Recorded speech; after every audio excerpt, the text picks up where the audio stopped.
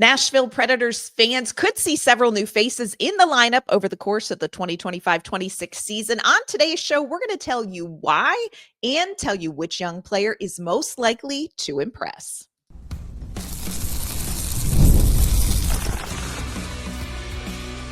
You're Locked On Predators, your daily podcast on the Nashville Predators, part of the Locked On Podcast Network, your team every day. Happy Monday, everybody. Welcome to the Locked On Predators podcast. Thanks, of course, for making us your first listen of the day. We are a part of the Locked On Podcast Network, your team every day. Want to kick off our Monday episode the way we kick off all of our episodes, and that is with a hearty shout out to our Locked On Predators insiders and to our everydayers who tune in to talk Nashville Predators hockey with us. I'm Ann Kimmel. I am a writer and co-host with Penalty Box Radio, and friends, I have a partner in crime. You do. I am Emma Lingan, and I'm an NHL reporter and host with the Hockey News.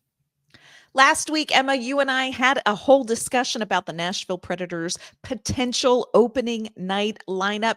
Today, we are going to look past October 9th, and we're going to tell Predators fans who they might see in the lineup that looks young and fresh. We're going to talk about what could be the catalyst for plugging more youth into the lineup, and we're going to share who we think will make the biggest splash when they take their step forward. Before we dive into all of that, want to let you know today's episode is brought to you by Monarch Money. Take control over your finances with Monarch Money. Use code LOCKEDONNHL at monarchmoney.com for 50% off your first year. All right, Emma, Monday, here we are back at it.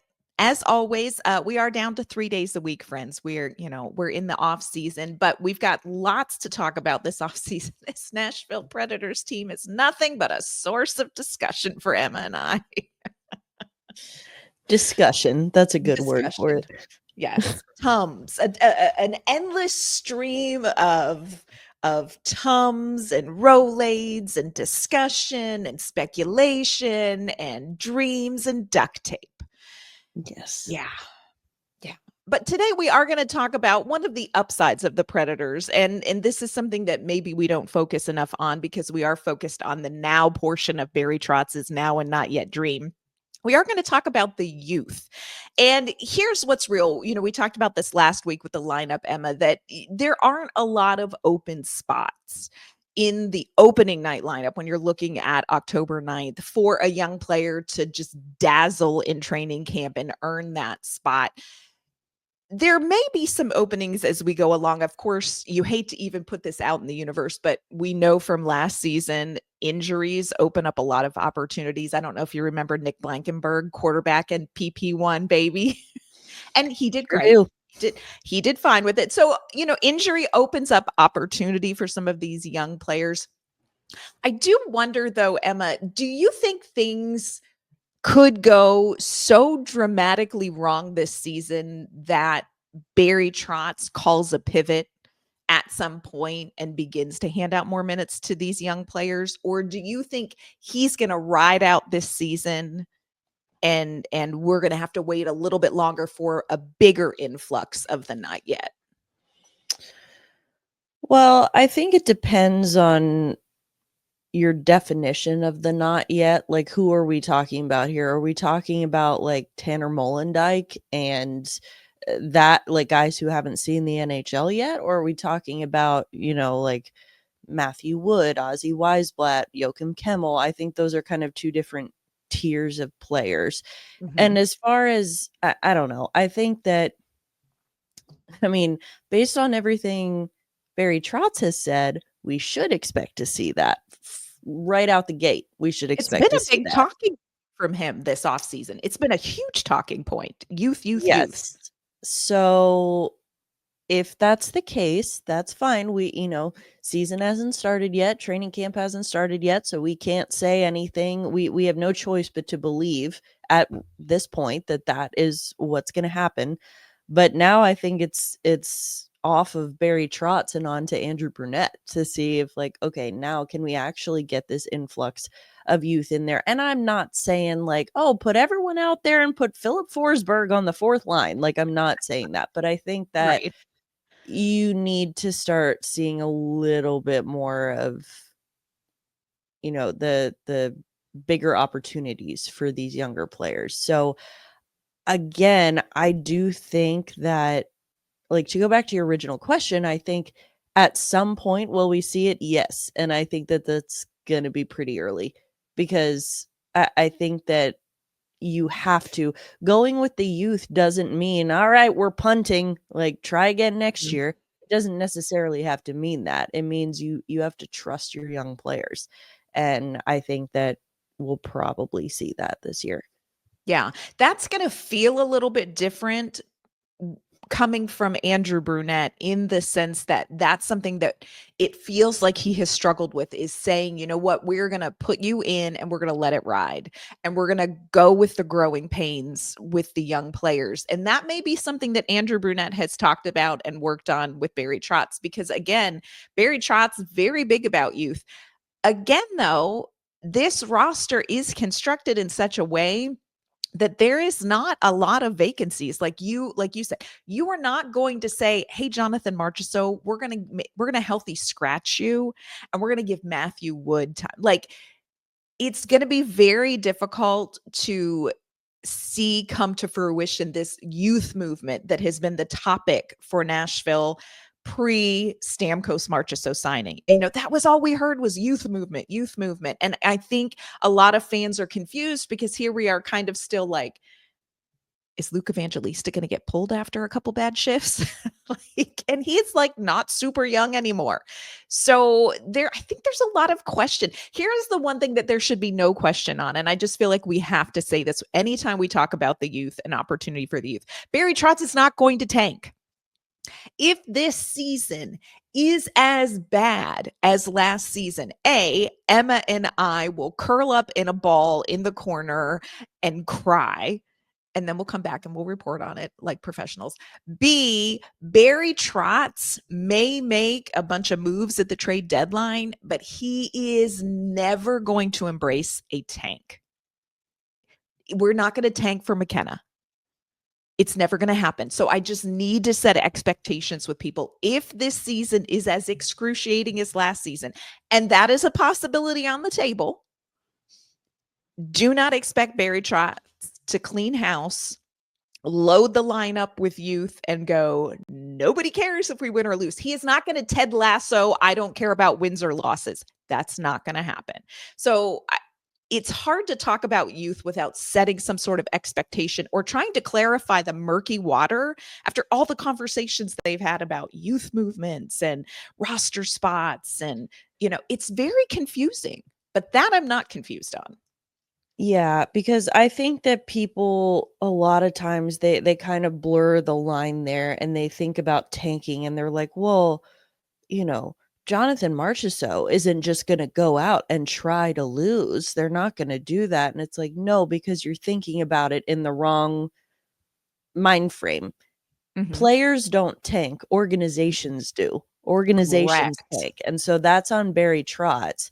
And we already know the answer to that. We already know. Like you said, there's no confusion. He's not going to do that. He's still going to be trying to win whatever way that looks, but he's not, like, again, no one is tanking for McKenna except the Blackhawks, and they're probably going to get him because it's And maybe the Blackhawks. Sharks. Yeah, but I mean, the Sharks at this point don't even, like, I don't want to say they don't need him. Anyone Everybody would need needs a Gavin McKenna. Yeah. But I mean, if we're talking about like teams, I actually talked about this recently on my show with the Hockey News, where it's like, of all the teams that are, supposedly in the mix, like, who needs him the most? And I'm like, the Sharks are actually kind of low on that list. Yeah. But Yeah.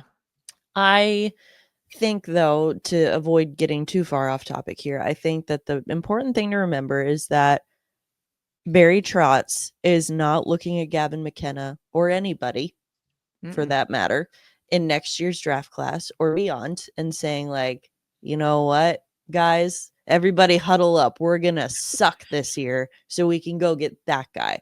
Like, that's not It's happening. never going to happen. That's never going to happen.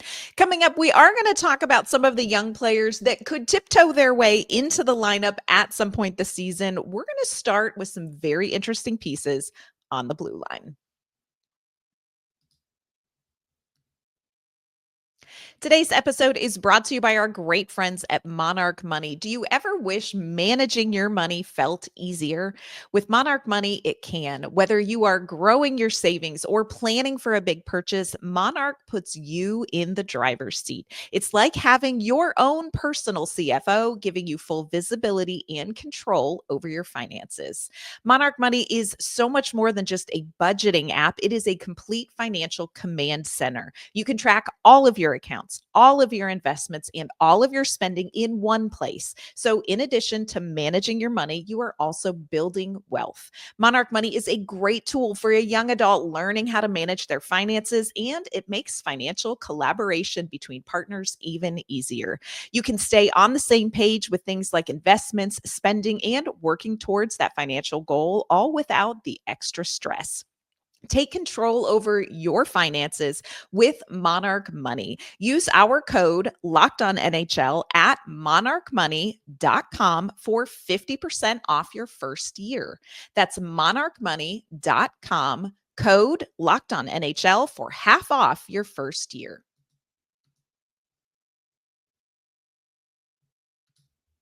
All right, Emma, we are talking about youth that we could see. And I wanted to start with the blue line because I feel like there are some shoulds when it comes to the defense. And not just because the defense looks very new and we're not 100% sure what we have like October 9th, but also because I think that there are a couple of defensemen who really should see NHL time. And I wanted to start with Tanner Molendyk. And this is a name I think most all Predators fans know. And he, for me, is a should. We should see Tanner Molendyk in the NHL this season. The rumor is, the things that we have heard, what Barry Trotz has said, is that Andrew Brunette has fought to get Tanner Molendyk on the opening night roster 2 training camps in a row. And I think Barry Trotz is more of a marinate 'em kind of guy, and you don't have to have Tanner Molendyk on your opening night roster. And so, for various reasons, that was a no-go. I don't think we're going to see him October 9th, but I think Tanner Molendyk is going to make a great case in training camp for why he is a should, as in you should see him. He very much was considered in that maybe post Askarov, pre-Martin period of time as Nashville's best prospect. And I think rightly so. I always say this: Tanner Molendyk skates like Picasso paints. It's artist. Like, this is top tier artistry. And you notice it. It's interesting because you notice it even in training camp where he is playing against NHL players, but you notice it a lot at like dev camp and rookie camp when you do the skating drills and you're like, one of these is Picasso and most of these are finger painting. And I don't mean that as a criticism of anyone else. I'm just saying he is exceptional. I love the 2023 Elite Prospects guide. They put out a guide every year and kind of, preview these prospects. This is what they say about Tanner Molendyk. They say there are smooth skaters, there are explosive skaters, and then there's Tanner Molendyk. That is so true. We talked last week about that third defensive pairing. Most likely is going to be Willsby and Barron, if we had to predict out of training camp. But I think Tanner Molendyk is going to be one of those players that makes everybody at training camp go, Now, left shot defenseman. So he's one in a school of many, many left shot defenseman fish. But I really think if we don't see Tanner Molendyk at the NHL level this season, that is a huge miss for the Predators. And I think depth-wise, he's got to be right at the top. Yeah, I agree. I think we definitely see him at some point this season. I wouldn't be like, knowing this organization and knowing how high they are on him, Yeah. with which deservedly so. Nothing would shock me. I wouldn't be surprised that much to see him on the opening night roster. But I agree. I don't know that that's the best the best kind of window of opportunity for him, only because like, yes, his talent, his pedigree needs to be in the NHL for sure. And it will be. But Mhm. I don't know. I think that I think that Molendyk, putting him on that third pairing, because right now I think we agree, like when you go out, when you already have Roman Josi and Brady Shea, that's 2 of your top 4. Yeah. Then you go out and you sign Nick Hague and Nick Perbix.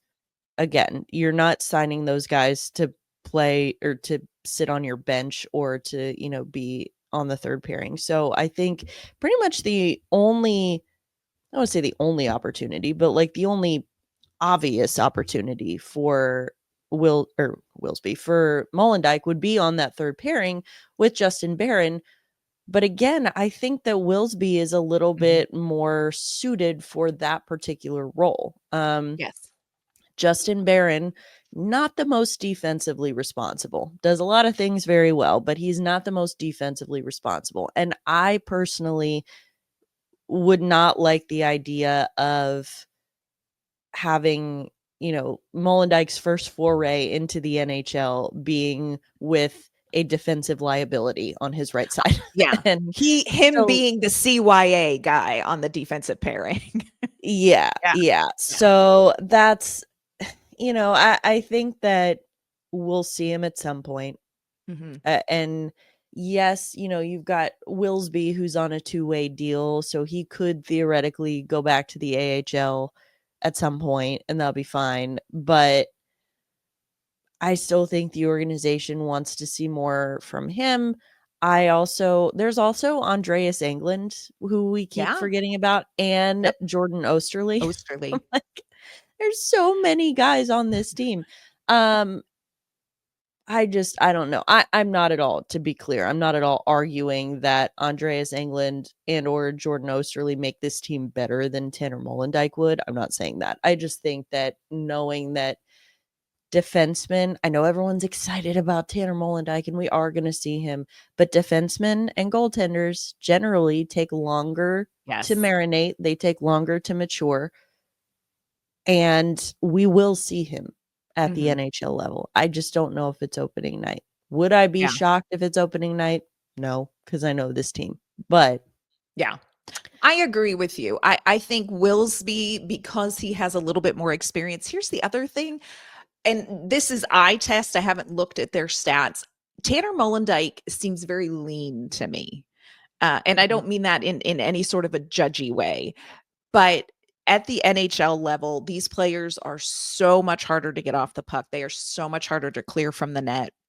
And so I wonder if there's a little bit of bulk or just the practice at the AHL level for that kind of size and physicality that I think is going to be more comparable to the NHL level than what he's experienced in juniors. Taking nothing away from his juniors experience, I think Molendyk has one of the most well-rounded juniors experience. I think he has a very complete body of work as far as what he's capable of doing, as far as this is a player who gets better when you need him to get better. He is great in the postseason. So many things that he's shown you in juniors are things you want to see in the NHL. But I think Willsby, if I were a betting person, and I'm not because I have anxiety, I would say Willsby is probably going to get the longer look right out of the gate. But Molendyk is a should for me. We should yeah, see I him. think when you're talking about the depth, how he should be at the top of it, I agree. I think he's probably one of your first call-ups, like Yeah, during the season. He's probably one of the first, for all the reasons that you just said. So we don't need to yeah. belabor the point, but I think that, yeah, we see him. He should be in the NHL. Yeah. Here's the other defenseman that should be in the NHL, and so many people overlook this, but not Emma and I. Let's be clear, Emma and I. Andrew Gibson. Yeah. I mean to tell you at Dev Camp, you said this on one of our post Dev Camp episodes. He is a men among boys. Uh, and not just because he's got the little Ted Lasso mustache thing going on.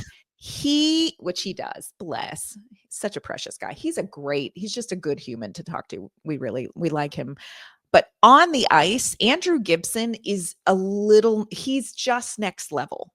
Somehow, some way, he is next level. And he's one I think we should see at some point. Andy's a right shot defenseman. And like we have like 3 of them, maybe 3 and a half. I mean, yeah, like not many to go Not around. many. So that automatically just catapults him to the top of the depth chart there. But I think that I'm a huge fan of this kid, and I think he's gonna do really well at the NHL level. He is one, though, I would like to see him get an extended look in the AHL first, just because I mean, same with Molendyk, if we're being honest. But I think that both of those guys, they've not played in the AHL yet. And people overlook that so much. They look at this kid who's just lighting it up at juniors, and not to take anything away from that, but it's like, okay, the AHL is consistently, widely acknowledged as the second best league in the world. So I would like to see them play there for a little bit. Sue me. Like, I would just like to see how they, especially as defensemen, and not just defensemen, but defensemen who are going to be critically important pieces to this organization moving forward. The last thing you want to do is rush them, because again, this team is not in win now mode. It's not like we need to go like, this is our last shot, this is our only year. They're not just like full sending it for 1 year here. So I think that you have time, and you should take the time. And I know that fans don't want to hear that, because look, I get it. We get it. We watched all 84 years of last season. We saw it, and we don't want any more of that. We want to have something to get excited about. Fully understand that. But I just think that there's going to be a lot more benefit. There's going to be a lot more positives than negatives to having them marinate in the AHL just for a little bit. I agree. I think it will be great. And I'm with you. I really want to see them at the NHL level, because that is exciting to me. And so I get that from fans, but I think long-term viability and coming in and just having a quick start in the NHL will help if they have time with Carl Taylor, if they have time at the AHL level and they take the step. I seriously, though, I'm just going to throw this out there. I really do think Molendyk and Gibson are going to be standouts in the AHL relatively quickly. Like, obviously, there's going to be a period of adjustment, but I do think those two on the blue line, y'all, they are going to be worth watching in Milwaukee. And I think we're going to see them at some point in Predators Gold next season. Coming up, we're going to tell you which forward prospects we think could see ice time in the NHL this season. And we're going to tell you, of all of the prospects we're talking about, which one we think could have the biggest impact on the franchise.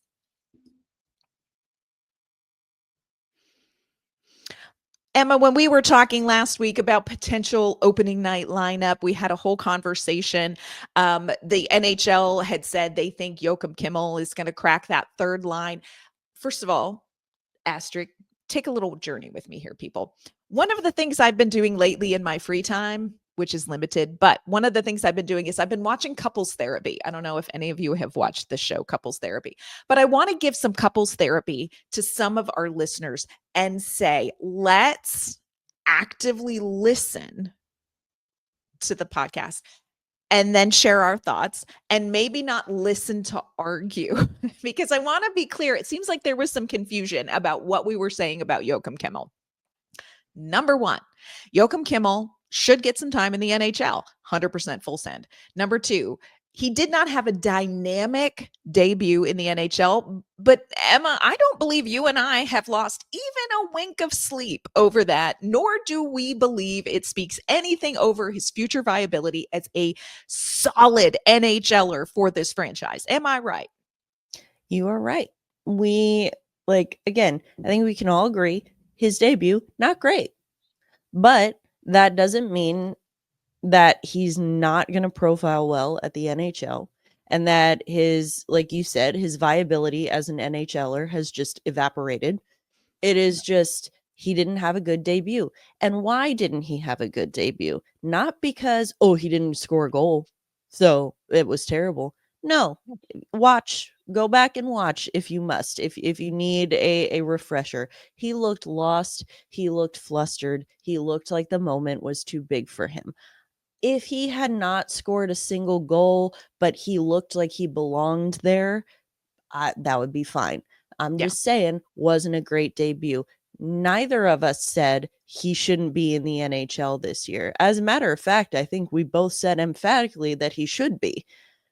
I'm just saying, I don't know that we should just automatically gift him that one open Right. forward spot on the opening night roster, because it really is just one spot that's Yeah. sort of unspoken for, especially because if you look at the roster, the way it's constructed right now, that one open spot is going to be on the third or fourth line. Is that really where you want to see Joakim Kemmel? No. No. No. He's You yeah. do not Correct. want Joakim Kemmel to be with Cole Smith and Michael McCarron. Again, no disrespect, but that is not the talent combination that's going to unlock his full potential. Yes. So I just think that again, like you said, let's listen to learn, and not listen to argue. And actually, let's just maybe listen and not just react. Yeah. Let's maybe So digest a little bit. we just feel like we need to be clear, like Joakim Kemmel, he's a should see time in the NHL. And Mhm. 2 seasons from now, Emma and I believe we're going to be talking about how valuable he is to this franchise at the NHL level. So don't mishear us on that. I will say this, and we talked about this very briefly in the lineup too. We both feel like probably a more viable right out of the gate young face in the lineup is going to be the OGOW. We're talking Ozzy Weisblatt. And we have to be careful because now there's like an OW 2.0, which is Oasis Weisblatt. So there's a lot of never enough Weisblatts. Let's be clear. But we got to sort our Weisblatts. It'll be a fun training camp when they're both together, and I there's going to love be it. Weisblatt and Weisblatt. Yeah, but which one is going to be Weisblatt? Oasis. Because Oasis will be Ozzy was the OGOW, so he gets to just be Weisblatt. okay. All right. Now I can't wait to talk. imagine if they signed Orca Come on, and there girl. would be 3 Weisblatts. Like, how would they do that? OW3. These are the things that keep us up at night. It's not Joakim Kemmel's NHL debut. It's this right here. This is what these are. We the wrestle with the real questions, friends. Yes. The real questions. But I do think the OGOW Ozzy is somebody who I think we could see opening night. Another player that I think offensively that we should see this season. I think we should have seen him last season, except for the fact that he was injured so much of last season. Reid Schaefer. This is a player that Barry Trotz has talked about. He's mentioned him by name. Reid Schaefer is your prototypical power forward. Missed so much of last season with injury. And I do think that this is somebody, once he gets on, his skates under him again back in the AHL level to start the season, I do think that this is somebody that we could see make his NHL debut this season at some point. And I like Reid Schaefer. I'm very curious to see what kind of role the Predators would see for him and what opportunity he would get. I don't know that Reid Schaefer is going to be your top 6 guy. But this is a kid that, a young man that I could see being a bottom 6 player for the Nashville Predators if, his trajectory continues and if he bounces back, more long term. One player that we didn't talk much about at Dev Camp was David Edstrom. And we got him in the Yaroslav Askarov trade. He was a part of that package along with Magnus Krona, giant goaltender Magnus Krona. David Edstrom, 6'3". There's a lot to like about him. He's a big 2-way center. Hear me when I say center. Do you think David Edstrom, I know we didn't see much that jumped out at Dev Camp, but do you think because of the just kiddie pool depth down the middle, if there were to be some sort of horrible knock on wood issue with the center depth via injury, is Edstrom somebody that you think would bump up? I think the circumstances are critical here. I do think for us to see Edstrom this year, it would have to be that kind of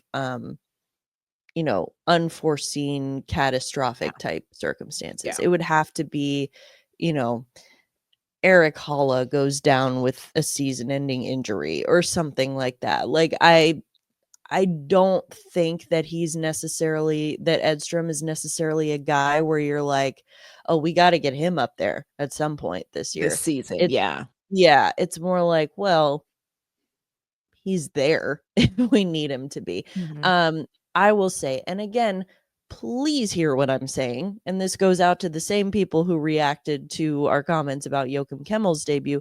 Please hear what I'm saying.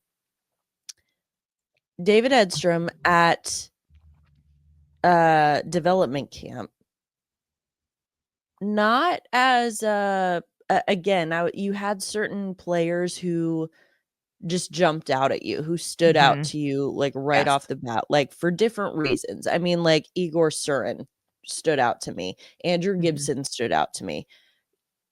David Edstrom, little bit invisible for me. And Mhm. again, I'm not saying that, oh, well, he sucks. We're never going to see him in the NHL. Horrible trade, Barry. I'm just saying that he's one who may need a little bit more time Yeah. before he's ready for that. And that's fine. That's fine. Yeah. I'm just saying that, like, it was our first chance to really get eyes on him, just since the trade and everything else. So I was maybe that's on me. Maybe my expectations were a little bit higher than they should have been, but he was one who, like, again, he didn't stand out as like, oh God, this guy's awful. It was more just Woof. like he was, Yeah. yeah, he was just kind of there. So again, maybe he'll look different in training camp. I don't know. I'm open to anything. I'm just saying that I think your qualifications around the circumstances are important there. Like I think it would Yeah. have to be an injury or something like that before we see him Yeah. this The year. one thing too to remember about Edstrom, and I will say I walked away from dev camp kind of with the same perspective that you did. Like, wow, I was really waiting for him to be like that. We got him in a trade. And that didn't necessarily jump off the ice at me at dev camp.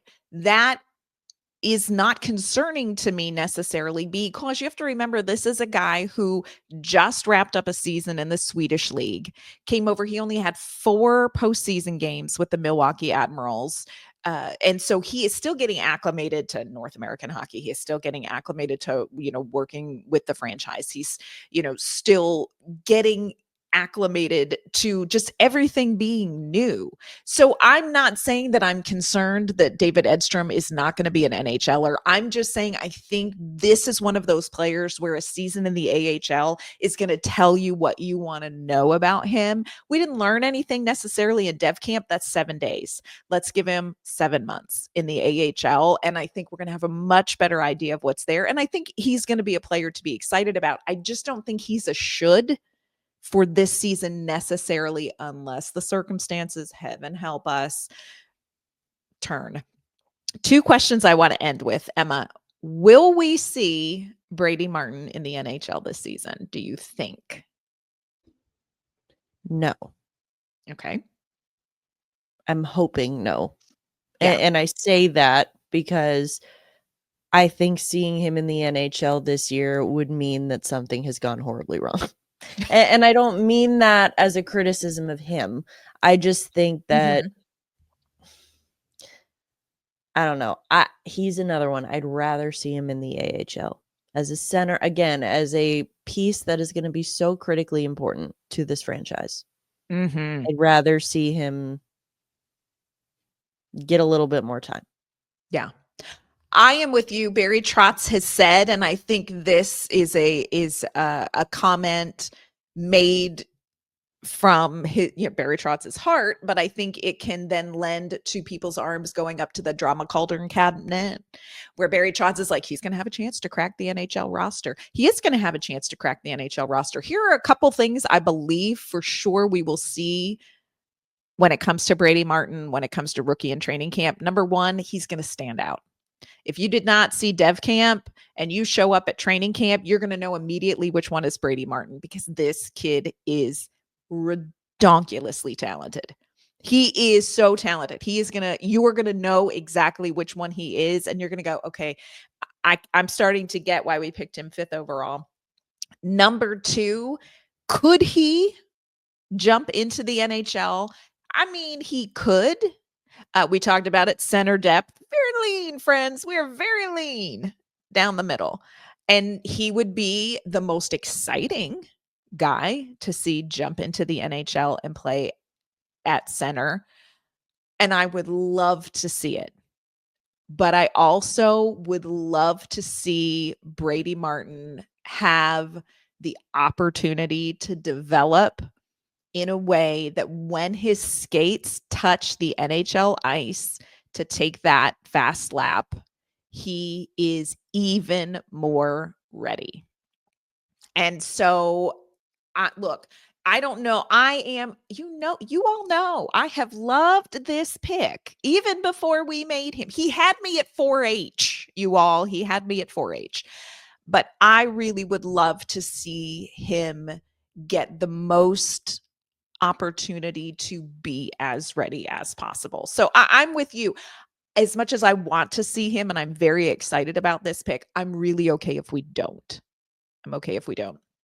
My last question for you, Emma, of all of these prospects that we've talked about, of all of the shoulds, we should see this player at some point in the NHL, potentially this season.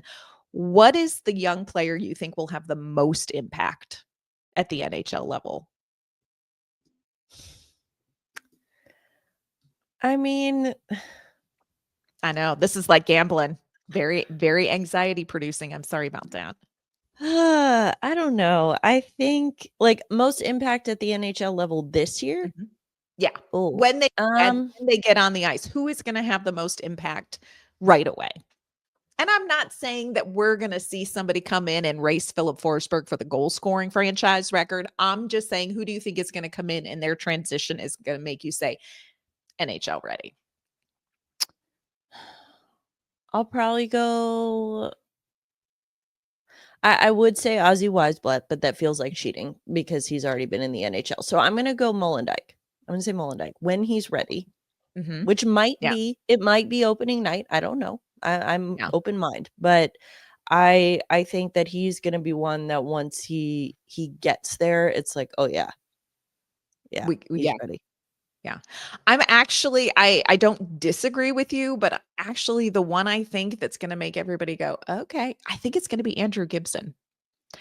Under the radar Andrew Gibson. I just think he is, again, it comes back to, and it may look different at training camp, but he just looked like a man among boys. He looked a level above a lot of the competition at Dev Camp. Now, training camp, things look very different at training camp. It's very different to play defense against Philip Forsberg and Steven Stamkos and Jonathan Marchessault than it is to play against people who are just coming out of juniors or AHL players. So we're going to learn a lot in training camp. There's a lot to learn coming out of training camp. Lord help us. Training camp is going to be 7 days of please get it right. Please get it right. Please get it right. But we'll tackle that when it comes. But I really do. I think Molendyk is going to be impressive. I think Andrew Gibson is going to surprise a lot of people. I just think I think he's going to hit the ground ready to go in the NHL. We'll wait and see what happens. Who are the young players that you think should be in the NHL at some point this season? And who do you think is going to be the most impactful young player for this franchise? Let us know in the comments of this video. Of course, you can always reach out to us on social media at LO_Predators and let us know what you think about the youth potential this season when it comes to the NHL level. Later on this week, we are going to talk about the ones that were. We're going to talk about the fond farewells, the players who have departed this franchise, where they landed and how they did. And we're going to wrestle with what does that tell us about the Nashville Predators? Friends, that's a question that is uncomfortable coming from any angle, but here's Emma and I doing the work for you. So make sure you tune in this week as we talk about the fond farewells and what we've learned about the Nashville Predators and utilizing players while they're here. Before we log off on this Monday, though, Emma, will you let everyone know where they can find you and your work? Yes, you can find me on social media at Emma_Lingan, and you can find my work at the Hockey News. You can find me on social media at @AnnK_Mama on Ice. You can find my work with Penalty Box Radio as well. Friends, that's going to do it for our Monday episode here at the Locked On Predators podcast. Thanks for making us your first listen of the day. We will be back Wednesday with an all-new episode. We will see you then.